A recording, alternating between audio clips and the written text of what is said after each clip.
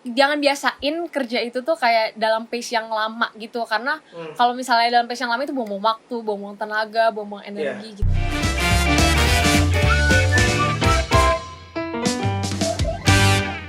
Ke Pangkal Pinang beli es puter. Selamat siang Foodcaster. Balik lagi nih di acara Kamu Inspiratif bersama aku Edo.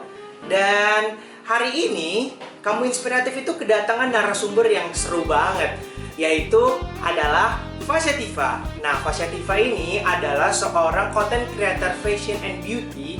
Ya bisa bilang dia sekaligus jadi content creator dan dia juga seorang mahasiswa gitu. Oke, kita sambut lagi kepada Mbak Fasya Tifa. Gimana kabarnya nih Fasya Tifa nih?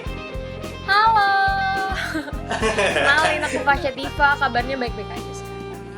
Alhamdulillah. Ih, barengan lagi tuh kita. Sekarang kesibukannya apa nih Fasya?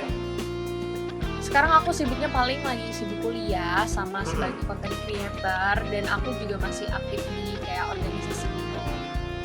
Oh, berarti agak sibuk juga ya bisa dibilang ya Kak Fasya ini. Lumayan lah. Anak kuliah. Oh gitu. Nah Kak Fasya, aku mau nanya deh. Dari Kak Fasya sendiri gitu, kan Kak Fasya ini bisa dibilang adalah seorang content creator gitu. Nah, awal mula Kak Fasya itu pengen jadi seorang creator tuh apa sih? Kayak ada sosok seseorang yang ngebuat kakak tuh jadi kayak, kayaknya aku pengen deh kayak dia gitu. Atau gimana nih?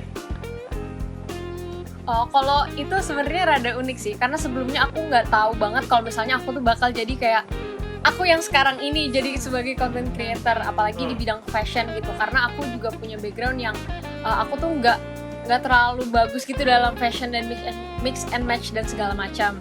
Nah, tapi abis itu tuh aku tuh emang suka kayak ngeliat-liat foto di Instagram dari dulu kan. Udah aktif dari pas aku SMP aja tuh udah kayak banyak banget teman-teman aku yang main Instagram, dan udah banyak juga ada influencer kan. Nah, aku sering lihat-lihat, cuman ya udah kayak aku tuh mikirnya kayak ada mental block gitu loh, kayak nggak bisa nih kayak bakal jadi kayak kesana. Jadi kayak mental itu juga berpengaruh banget kan buat kayak jadi sebagai aku yang sekarang ini. Nah, terus habis itu aku ya iseng-iseng aja, akhirnya nyoba-nyoba foto, nyoba-nyoba kayak bikin video dan segala macam, dan akhirnya kok tiba-tiba banyak ya likes-nya, kayak makin lama tuh kayak makin banyak gitu. Dan ya udah abis itu kayak tiba-tiba followersnya naik, dan inilah apa yang sekarang ini. Aku juga nggak direncanain sama berarti sekali. bisa dibilang Kak Fasya ini tuh kayak iseng-iseng aja gitu awalnya. Terus kayak gara-gara di teman sekitarnya tuh ada yang jadi seorang influencer, jadi kayak kakak tuh terpacu gitu untuk apa namanya, untuk ikut sebagai salah satu content creator juga gitu lah ya. Iya, sebenarnya awalnya juga nggak ada sih temen aku yang kayak jadi fashion influencer atau kayak content creator gitu. Jadi emang bener-bener purely iseng aja gitu, lagi kayak jalan-jalan gitu, foto-foto. Sebenarnya kayak gitu aja sih. Terus habis itu baru deh aku bareng sama teman aku tiba-tiba naiknya bareng gitu. Kayak bersyukur banget sih gitu. Tapi kalau boleh tahu nih Kak Fasya sendiri, kan aku juga udah ngeliat nih salah satu sosial media kakak gitu kan, di Instagram, di TikTok gitu kan. Nah, Kak Fasya itu sebenarnya udah kerjasama ya sama salah satu brand gitu ya.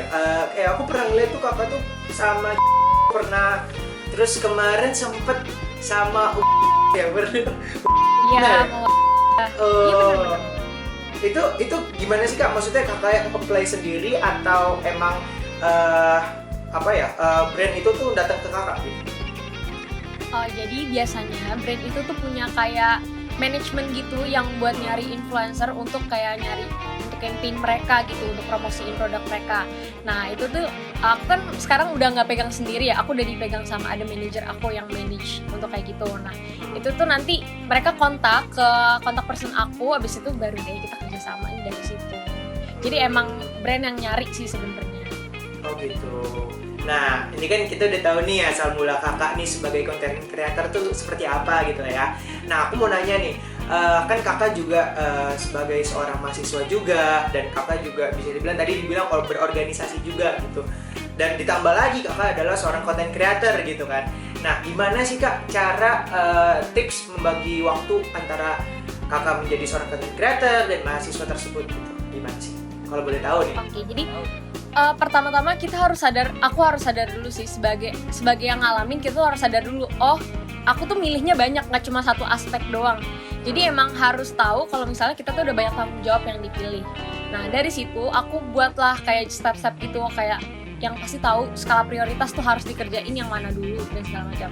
Dan juga penting banget untuk tahu agenda gitu, apa aja yang bakal dilakuin, minimal kita tahu untuk seminggu itu tuh mau ada apa aja kayak gitu. Jadi aku emang ada agenda sendiri, ada buku yang buku itu tuh aku nulis semuanya, aku ada kerjaan apa, ada deadline apa, jadi aku make sure semuanya tuh nggak ada yang missing. Apalagi kalau kampus kan lagi online kayak gini, tugasnya betul suka nggak tahu diri. Tugasnya tuh suka yang kayak tiba-tiba mendadak harus dikumpulin. Nah itu tuh harus tahu banget agendanya sih gitu. Terus juga harus pinter-pinter ngatur mood juga, itu penting banget. Jadi emang harus tahu kapan harus diluapin, kapan harus dirilis, kapan harus di preserve gitu, kayak gitu sih. Jadi emang manajemennya harus bagus sih, time management paling penting. Iya, itu bener sih Kak. Dan menurutku juga emang pembagian waktu itu tuh emang paling susah sih Kak menurutku. Kayak entah nanti harus misalnya kakak berorganisasi juga, menjadi seorang content creator juga, dan mahasiswa juga, ditambah lagi kan punya tugasnya masing-masing gitu kan ya. Nah jadi kayak kalau dari aku pribadi sih ya, aku masih belum bisa sih Kak untuk untuk membagi waktu tersebut gitu. Itu kalau dari kakak sendiri ada nggak sih kayak hal simple gitu membagi waktunya tuh yang baik tuh seperti apa gitu? Apakah mana yang diprioritaskan terlebih dahulu atau gimana? Kalau tips untuk bagi waktu ya, kalau aku tuh waktu itu pernah ada di fase yang aku exhausted banget, kayak capek banget, kayak nggak tahu harus mulai dari mana karena ada terlalu banyak tanggung jawab yang harus aku kerjain kan. Nah intinya sih satu, kita harus ya udah ayo kita mau kerjain yang mana dulu, kayak emang harus bangkit dulu dari diri sendiri, kayak dikerjain dulu karena ya pasti semuanya bakal selesai kan.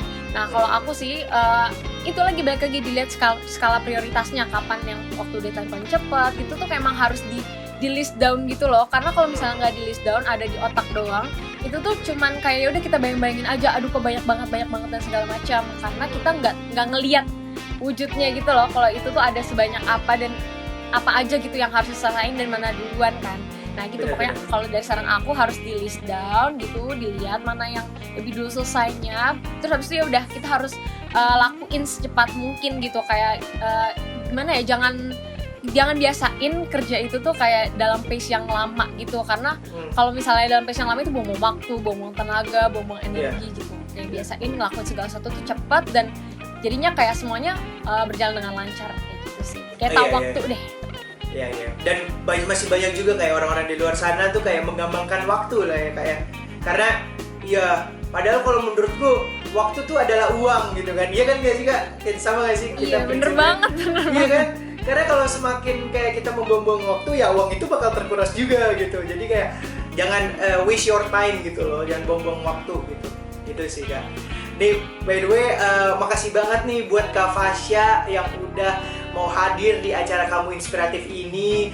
Dan buat Vocaster juga nih ya bisa dibilang lah, ini Kak Fasya ini salah satu content creator yang bisa ngasih inspirasi ke kita gimana cara kita membagi waktu yang baik dan benar, gimana kalau misalkan kamu itu punya kesibukan lain dan kamu seorang mahasiswa, gimana sih caranya biar kamu manage itu semua gitu. Nah sekali lagi makasih buat Kak Fasya, dan mungkin itu aja sih yang bisa disampaikan buat Vocaster nih di Kamu Inspiratif kali ini. Dan jangan kemana-mana, tetap selalu dengerin podcast Focus Radio, bring your voice to the world.